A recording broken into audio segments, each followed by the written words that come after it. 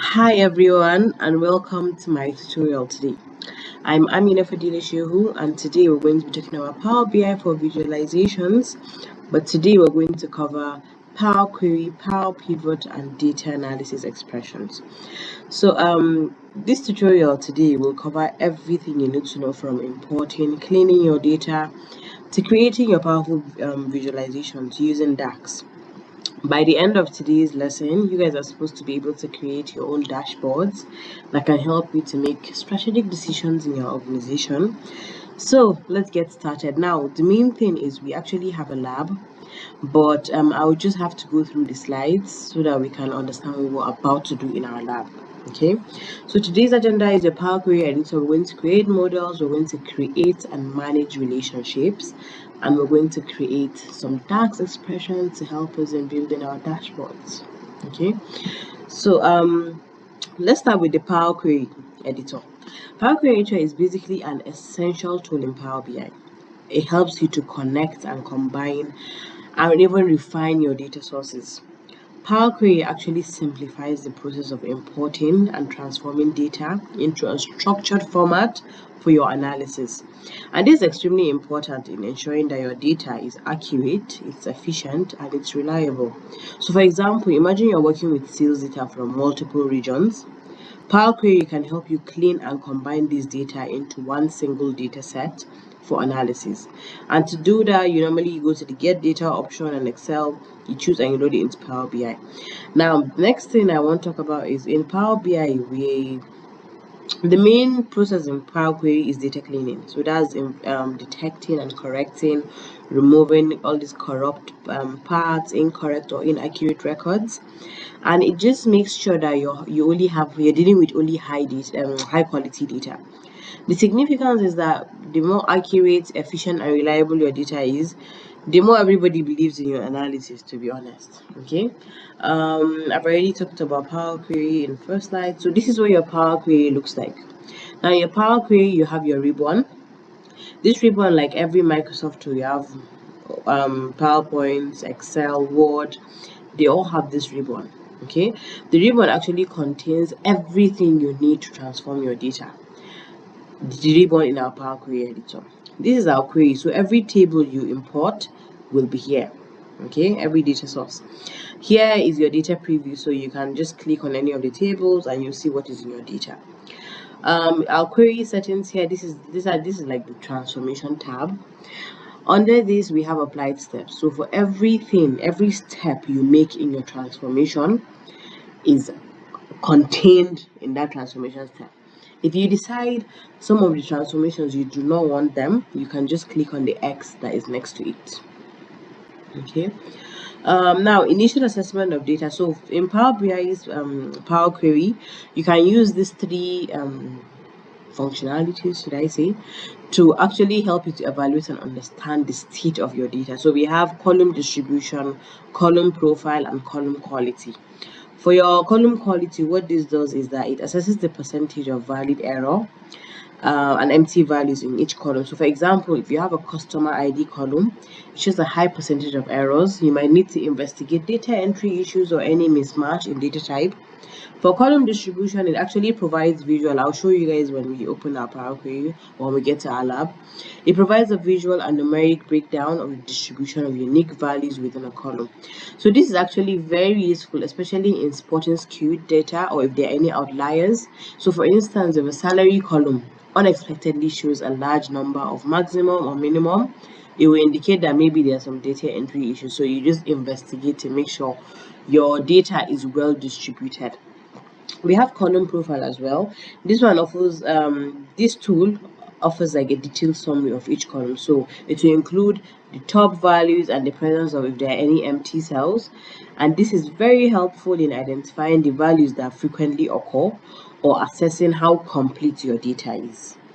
Okay, some of the ways that we handle missing data in Power BI is we have deletion and imputation. So for your deletion, you're basically removing rows or columns that contain missing data when the data set is large enough that losing data does not impact the integrity. So I know in our lab, the next lab that you see after the slides, I know we do some deletion, and I think we do some imputation as well. So deleting, you basically delete, you remove the missing values. Any null column, you just remove them, you remove blank rows. For your imputation, what you do is you fill in the missing values with like substitutes. So you can maybe take median, mode, mean, median, or any constant value, or even the mode. And this one is preferred actually if the data is scarce, or if you're removing the data, the rows, maybe it will reduce your population or your sample size. So the steps to do this in Power Query are as follows. And yeah, so other data operations that we're going to be doing are merging queries. So you combine two data sets based on a common key. To do that, you go to your merge queries, you choose the primary table, you select the table that you want to merge it with, select the matching column, both of them, and then you choose to join, so inner or outer. Concatenate rows from one data set to another, that's appending queries. To do that, you go to your home, your append queries, you choose the data set that you want to append, and you confirm the append operation. For group by, you aggregate data based on specific criteria. So you choose the column to group by, and this one sometimes you specify the function like sum, average, count. Understanding data models. So a data model is basically acts as a blueprint for organizing data from various sources so that you can use it efficiently in your report and your analysis. A well-structured data model is extremely important because it impacts the speed, efficiency, and accuracy of the data retrieval and analysis process in Power BI. It serves as the foundation that supports all your subsequent analysis and visualizations. Now, I don't know. Okay, I think in the notes as well, we're going to create data models. Would define relationship. So, for example, example of this is a well-structured data model is like in a retail scenario, you might have like separate tables. So you have some like product, sales, customers. So creating relationship between these tables allows you to analyze the sales data, right, in the context of the product details, the customer demographics. So this is just how data model works. Okay, you create data models, you assess, you put relationships between them. Now you can assess relationship by clicking on the manage relationship button at the top, which I'll show you guys when I get to the lab. You can open model view in Power BI, you drag one field to another, and normally it automatically chooses the relationship. But sometimes you can choose to be honest. Even if it chooses, you can still go and change it. Okay, all you have to use is the manage relationship button, or you can just double click on the line between the two tables. Now when we talk about relationships, we have one to many, many to one, one to one, many to many, one to many, and many to one. So an example of many to one could be one to many is like, so imagine where we have okay, let me just go to the next slide. So yeah, for one to one, we have each record in one table matches one record in another. It's very rare in large data sets. Well, an example to help you understand it better is, for example, each employee in a company has a unique key card that they use to enter the office. So the employees table that stores the employee details has one-to-one relationship with the key cards table, because each record in the employees table corresponds to exactly one matching record in the key cards table, because everybody has a unique key card, right? So that is an example of your one-to-one. Now for one-to-many, I said a record in one table can relate to many records in another, and the most common scenario is business database. So an example of one-to-many could be a retail store where one store has many sales transactions, and then you have the stores table. So the stores table will be related to the sales table in a one-to-many relationship, because each record in the stores table, which is representing basically like one store, it could be linked to many records in the sales table, so representing transactions. So in one store you can have many sales. That is your one-to-many. Many-to-one, many records in one table match a single record in another. So essentially, it's basically the reverse of your one-to-many. So in the context of the employees that I was saying earlier, or let's just use maybe employees reporting to a manager. So the employees table could have a many-to-one relationship with a manager's table, because you have many employees who are reporting to the same manager. Okay, I think that sounds like an example. Yeah, that's it. So the next one is many to many. Many to many relationship is like records in one table can relate to multiple records in another, and vice versa. So this one complicates the model, so I personally try to avoid it.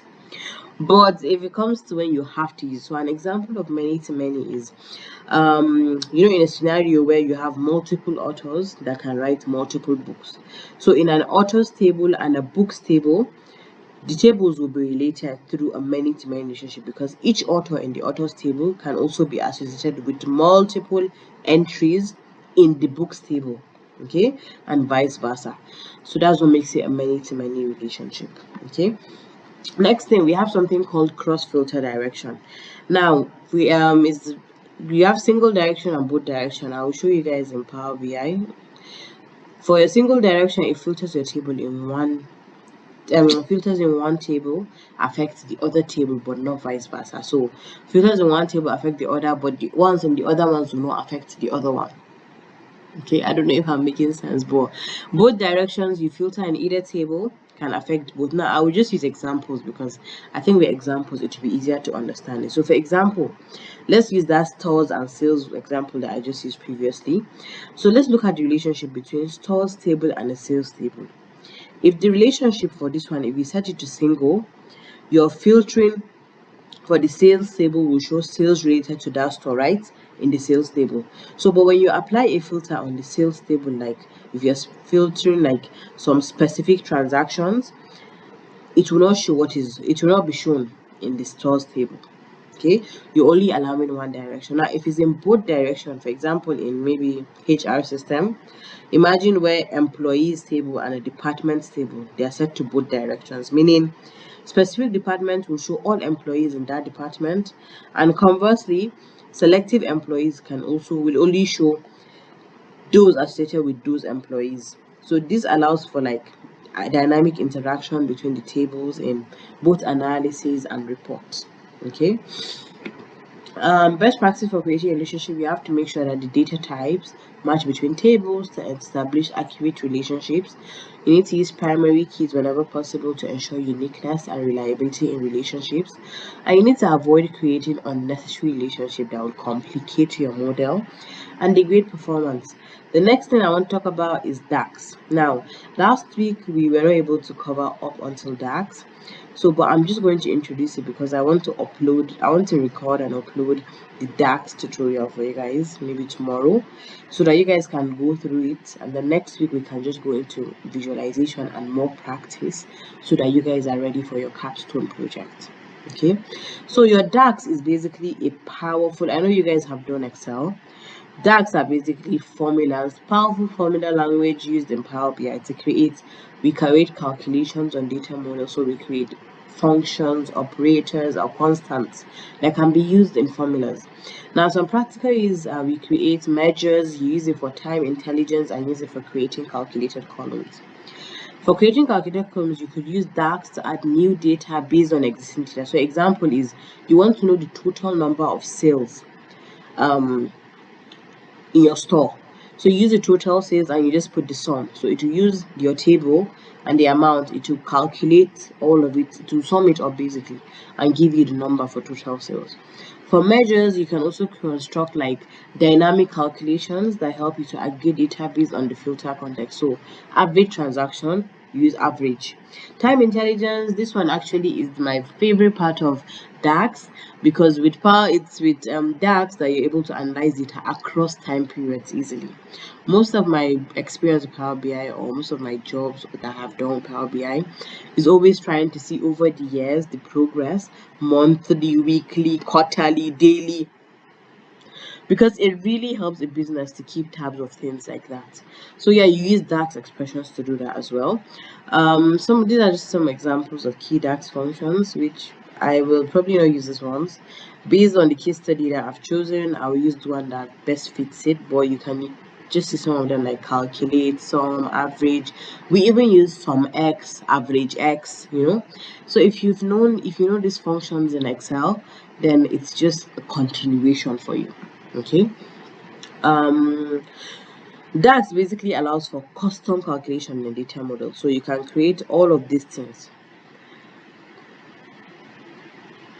Solving a business question. So another thing, you can solve business questions with DAX. In fact, most times you do. So just like I told you guys that I use time intelligence to know what has been happening over the years. What has happened over the years. So it's the same thing. You're trying to answer a business question. So what was the highest sale we made in 2022? Use that expression. You ask it. Okay. You create your year, date, month, and then you sort it. So you determine total sales made on only weekends.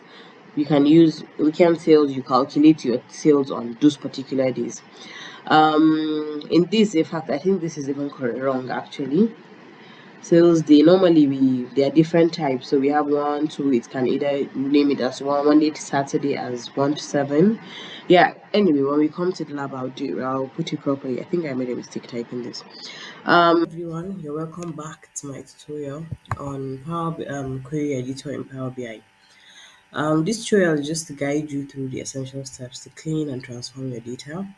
And yeah, so let's get started. First, what I'm going to do is I'm going to take a look at this data set. Okay, this is the data set we're using. I just came here and I selected it because I already opened it earlier. So you can just open up your own. Now, so this is my data set. The first table is the purchase tracker, which is basically the table I used for last week's lab. Only that this one has flashlight, duct tape, water filter added to it. Now, why I'm looking at this Excel file is because it's always a good practice to review your dataset before importing it into Power BI, because this helps you to identify any obvious issues like missing values, incorrect data type, redundant data, and other things. Okay, so anyway, we have our pivot table. Pivot table is basically the same thing, but they decided to separate it. So we have Costco, Target, Walmart, which is even a mistake because after Walmart and then we have a blank row and then grand total. This is an empty column. So at least I have an idea what I'm going to do in Power BI. These are also blanks, lots of nulls. And Power BI may read these as part of the row labels, as part of the products. So I might have Costco there, Target there, Walmart there, and even the total there. And these numbers may also be read as part of January, February, March, April. So I will have to change that. If you look at the next table, we have purchase overview. We have about 3 rows that are not that are empty. So most likely Power BI will read these empty rows. We have our header, our location. We have a blank here, and this Costco total, Target total, Walmart total, and grand total will probably be read as under products, and all the values will keep on reflecting. So yeah, at least we have an idea of what we're working with and how we're going to do it. So the next thing I'm going to do is I'm just going to open up my Power BI.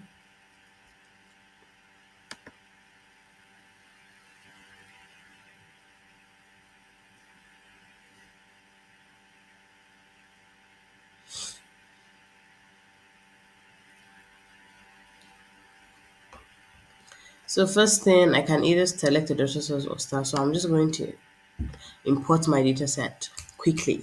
Okay. So Power Query Editor is what that's the name of data set we're using for this.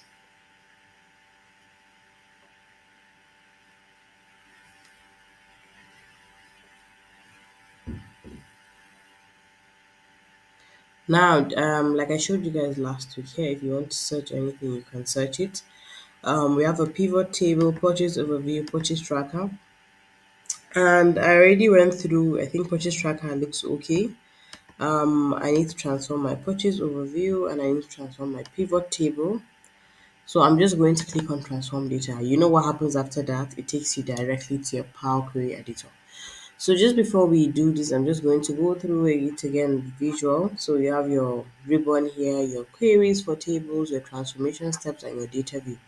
For your transformation steps, this is where you, just like Microsoft Word, PowerPoint, Excel, you have all of these options that are supposed to help you to do everything you need to do for transforming and cleaning your data set in Power BI. Okay, so we're going to clean and transform using our Power Query editor. But first things first, I want us to start with the purchase table. So I've imported my data, and yeah, well, welcome to Power Query Editor, because this is where the magic happens. Okay. Um, Last week I know I showed you guys everything, so but I'm just going to go through it briefly again. So your home, you can choose columns, remove columns, keep rows, remove rows, ascending and the descending order. You can sort it, you can filter out your data, you can split your columns. For your transform as well, you can use your first row as header, you can transpose your reverse rows, you can count your rows, you can replace values, you can pivot and unpivot your columns, you can extract data from your database or from your data. You can change your format. I want to put everything in uppercase, lowercase. I want to trim it. I want to clean it. You want to add some prefix, suffix. Yeah, these are just some of the things. So, but for today, let's just focus on our dirty data set. So, first thing, I'm just going to go through it to just see what are some of the things that are bothering me with this data set. So the first one is this null here. I don't like it. Null means empty, so why is it here? Okay. I have null values here as well. Another one, which if you can remember from this our table, I mean you can understand where it came from. So same thing, the target total that I noticed earlier, Walmart total, grand total, I really don't need them. And Costco total, they're all here. I don't need them. I have null values, I have some dates, so I'm just going to go right into cleaning it up. First thing, I want to remove these rows because I don't need empty rows at the top. Null basically means blank, empty, you know. So I'm just going to come to here and remove top rows. You can decide to remove bottom rows. You can remove rows even in the middle. You can remove any duplicates, any blank rows. So if I put remove these blank rows, it will probably remove it. So I'm just going to put that's one option. It has removed the blank rows that I have. Okay. But another option is I'm just going to for your transformation step like I showed you guys last week. Um Sorry, let's just move this down here. So if you don't want to do any step, you can just remove it. So because I want to show you an alternative way to doing this, I will remove it. You can remove rows, remove top rows, and remove two of the top rows. So because I have two, the first two rows are empty. So you can do this. It does the same thing as well. Okay. Next thing, the header, location products. That is supposed to be the header at the top. If you remember from the table here, so that is actually the header. This fancy design of it, this is what Power BI looked at first. Okay, so we're just going to make it the header as per our Excel sheet. So come to transform and use your first row as header. So that automatically pushes our first row as header with location, product, 1st of January, 1st of February, 1st of March, 1st of April, and our grand total. Next thing I want to do is I have nulls here and I don't like them. I shouldn't have been having empty values there. So I'm just going to come here and remove my null and put OK. So I've been able to filter that out. Okay. Yeah, I think this location looks good, but I want to change it to store because location sounds like a country, a state or something. So I'm just going to change it to store because that is what I prefer. For products, these are the products we have, but if you can remember, I had the Walmart total, Costco total, but because I removed the null values here, it took the whole row. Okay, so I will not find it here, it's gone. Next thing I want to do, so far this actually looks good to me, even though I would prefer to actually arrange it according to ascending order. But if I do that, the way it's sorted here as Costco, Target, that messes up everything for me. So I'm just going to leave it. Next thing I want to do is for this, my date, I don't like that this date is like 1st of Jan. So it does not mean for every month we're going to be having columns like that. That is not how we should represent dates. So what I'm going to do is I'm going to hold down shift on my keyboard and select 1, 2, 3. By selecting this, I can just click on pivot columns. What it does is that it merges everything into one column, as you can see. So now all of our date is here, okay, all the way to our 84th row. So yeah, I'm just going to change it to dates because that is what is supposed to be there. So we're just going to put date really quick. And then for this one, this grand total should be at the end because that is where it's supposed to be. Value, I need it to be product cost actually, or should we say price? Product cost sounds better. So we just put product underscore cost. Grand total is okay. So next thing you have to look at normally is data type, which is extremely important. So for this one, our store is Costco. The product, they're all, this is text, this is also text. Date cannot be text, so date will go in. We've changed the data type to date. If we had time, it would be date time. Product cost is like, it should be a fixed decimal number. So I'm just going to change it because it's representing money. Same thing with my grand total, I'm going to change it to fixed decimal number. And yeah, so as you can see, all the steps that I have made, they're all here. If I decide I don't want anything, you just have to click the X next to it and you can delete it. But so far, I think I have cleaned my data set and I think it's ready for analysis. My date is all in the same place. My products are here. Product cost is here. Um, yeah, I think it looks good.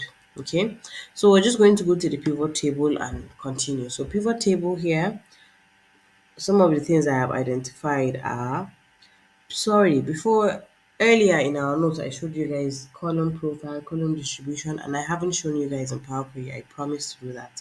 So what I'm going to do is I'm just going to come here and go to our add column, in view, sorry. In view, we have column quality. So basically, you're checking what you're just like an initial assessment of your data. Okay.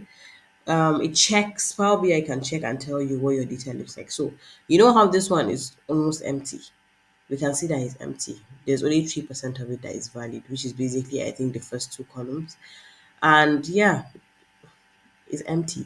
So we don't need that. So you can check the column quality for each of it. So for this one is 100% value, no error, none is empty, which is really good. For this one as well, we have 97% valid. Here we have about 61% valid, but 39% empty because of the null values in the column. So you can actually check for every single one of your columns because once you click on it, so if I remove it now, it's all gone.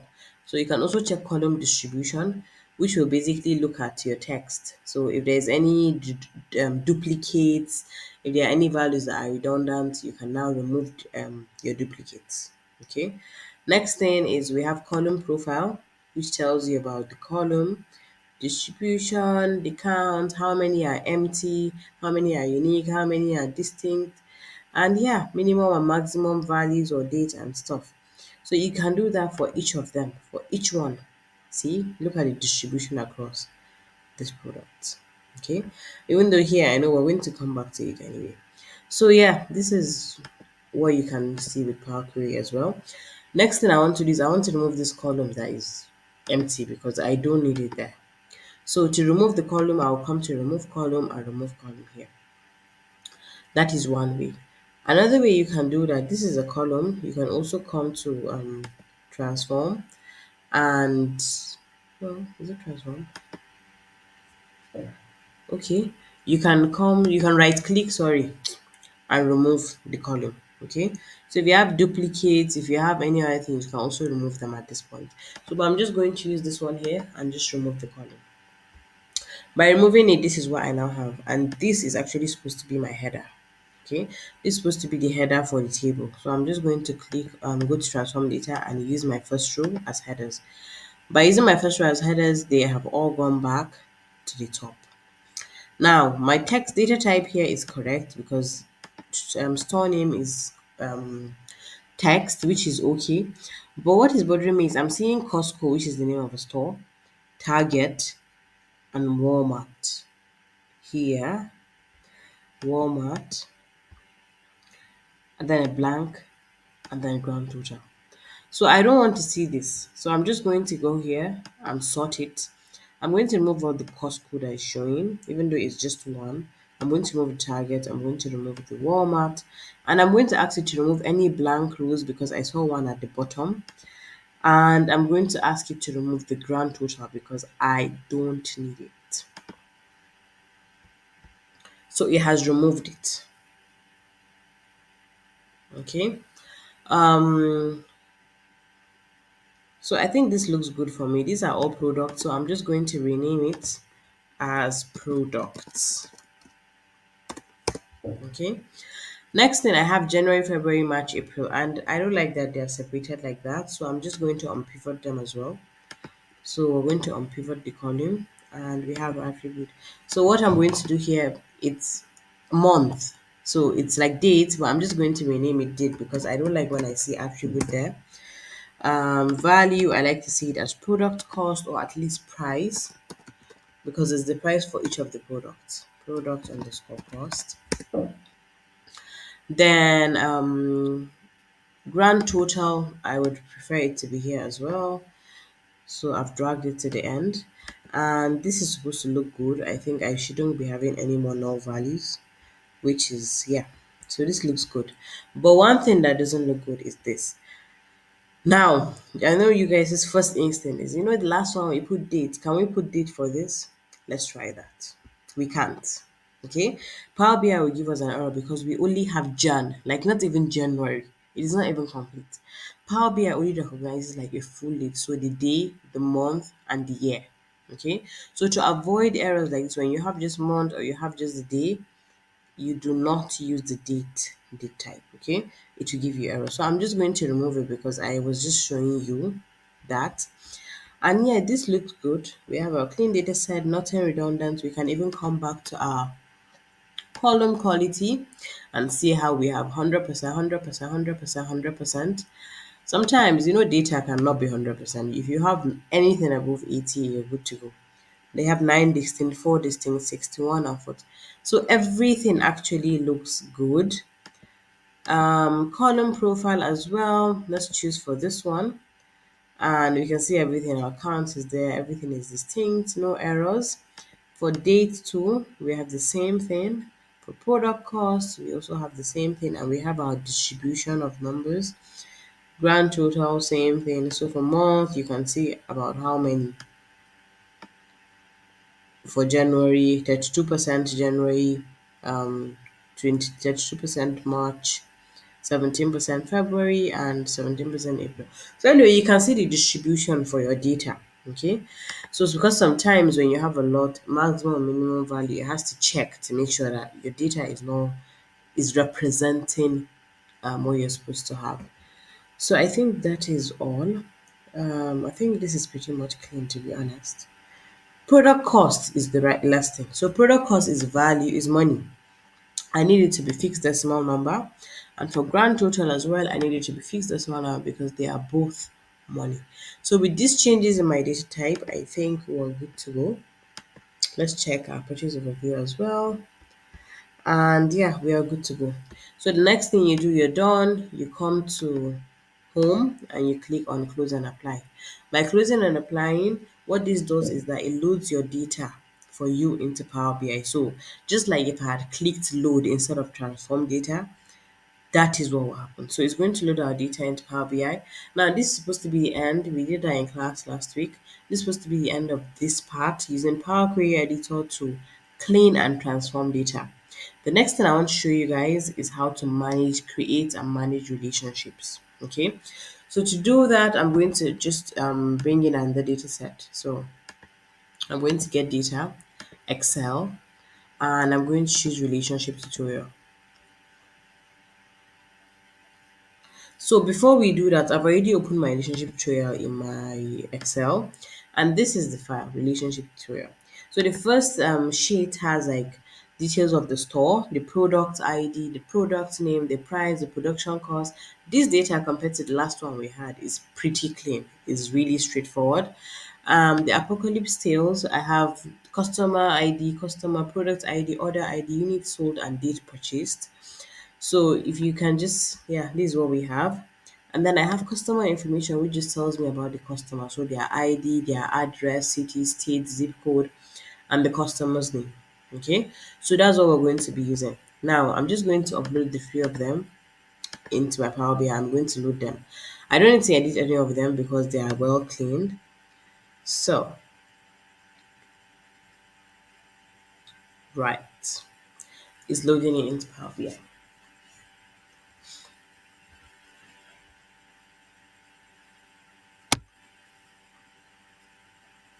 Okay, so first thing I want to do now that it has loaded it for me into Power BI, I'm going to go to the model tab because they were talking about relationships here. And we're just going to see what Power BI has detected. Now, I said earlier that Power BI detects, okay, I mistaken, I did not remove the pivot table, sorry. I'm going to remove the previous table that we worked on. Just going to delete them so that Power BI doesn't introduce any problems for us. Okay. So yeah, if you look closely, this is what we have. Let me just try and expand them so that you can see them clearly.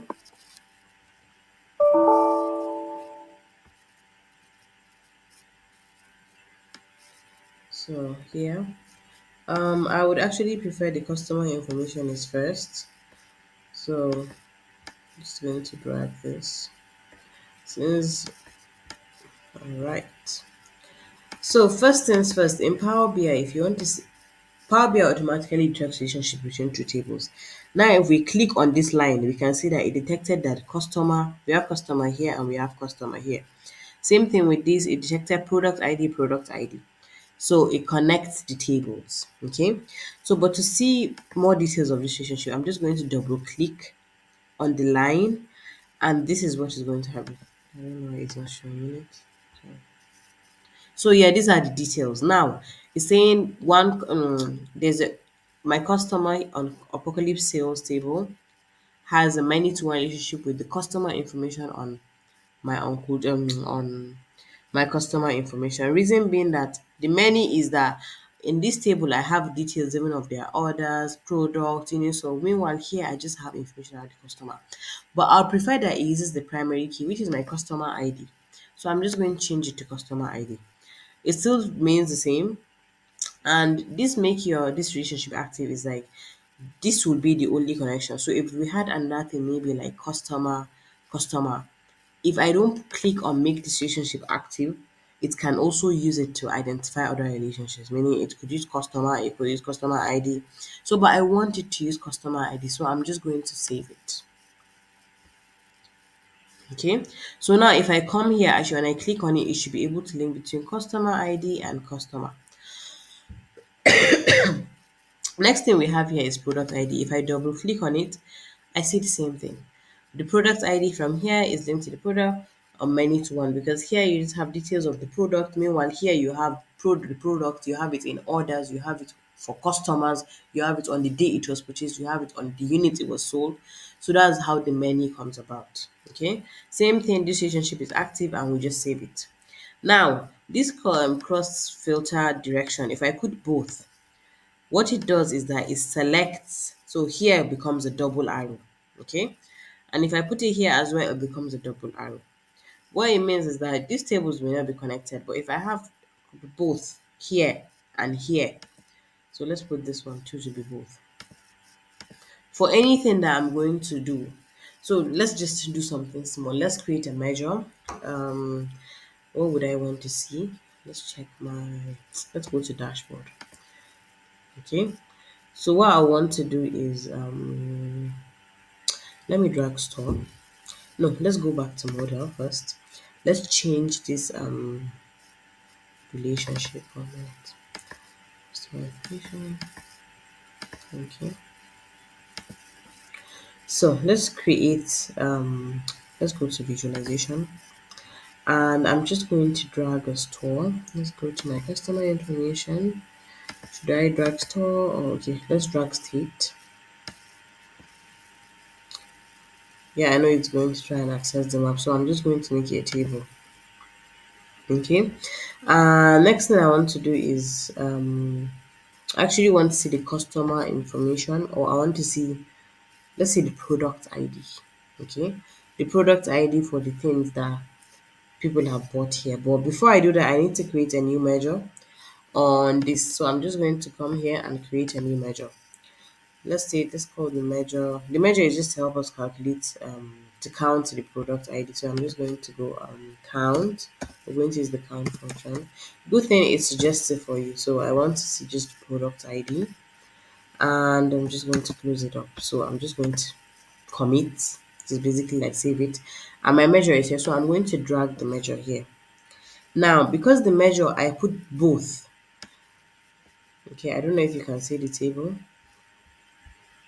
Because it's on both, these tables are not actually linked together, right?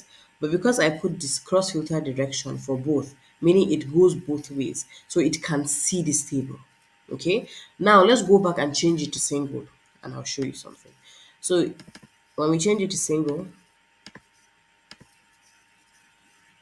okay, and this one again, we change it to single as well. So let's go back to that table in our dashboard.